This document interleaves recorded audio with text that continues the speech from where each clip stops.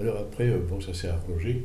Et quand je suis reparti au mois d'avril, on pouvait à nouveau circuler à peu près librement, sans problème, jusqu'à Beyrouth. D'accord. Donc une amélioration de la situation, en quelque Oui, sorte. pour nous, oui. Mais autrement, ça n'avait pas changé, hein. Il y avait toujours ces factions qui s'opposaient les unes aux autres. Au deuxième séjour, là, ça avait changé. Les convois sur Beyrouth étaient moins hasardeux. Et on n'avait plus le problème des checkpoints israéliens puisqu'ils s'étaient complètement retirés. Mais il y avait des problèmes avec l'armée Liban Sud. Enfin, on avait toujours des problèmes avec un groupe de ci, un groupe de là. Surtout à la suite d'un incident qui avait eu lieu.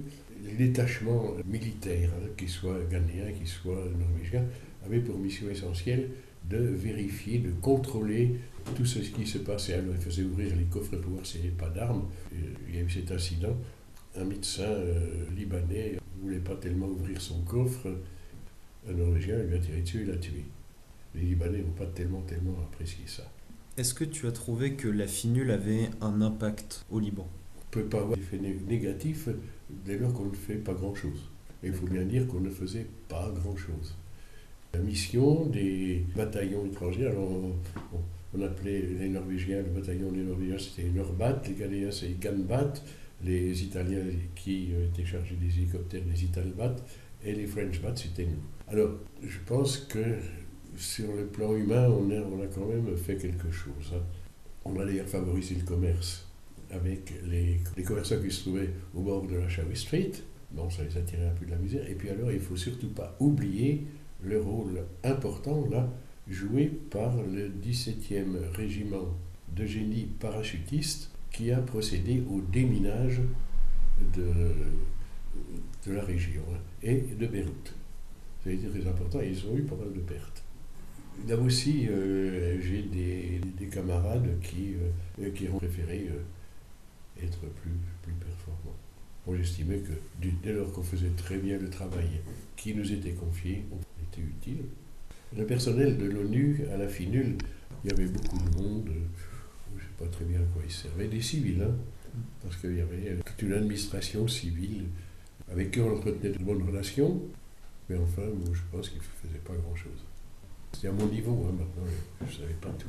Une question plus générale maintenant. Quels sont les points qui te semblent critiquables vis-à-vis de l'ONU? Eh bien, c'est en ça, général? hein, c'est beaucoup de personnel, et puis l'ONU n'étant pas armée, elle ne pouvait pas intervenir militairement, s'opposer militairement à l'intervention d'Israël au Liban. D'abord parce que ça aurait créé des complications internationales énormes, je ne sais pas comment ils auraient réussi à s'en sortir. Et puis en plus, il aurait fallu, pour s'opposer à ces 80 000 hommes qui sont passés d'Israël au Liban, mais il aurait fallu des forces égales, Mm. et puis du matériel, et puis ça aurait coûté très très très cher. Alors quand on sait que la FINUL était constamment en déficit, donc elles avaient du mal à régler leurs factures, alors l'efficacité, ben oui, au point de vue secours peut-être, oui là c'est certain, mais au point de vue militaire c'est nul. Point de vue humanitaire, oui, Oui, mais au efficace. point de vue humanitaire, certainement.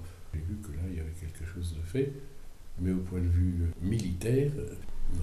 D'ailleurs, ils avaient été parfaitement conscients, les gens de la FINUL, après avoir vu défiler les troupes israéliennes, sur leur t-shirt, il y avait marqué, ils avaient fait imprimer Fighting for peace, it's fucking to keep virgin.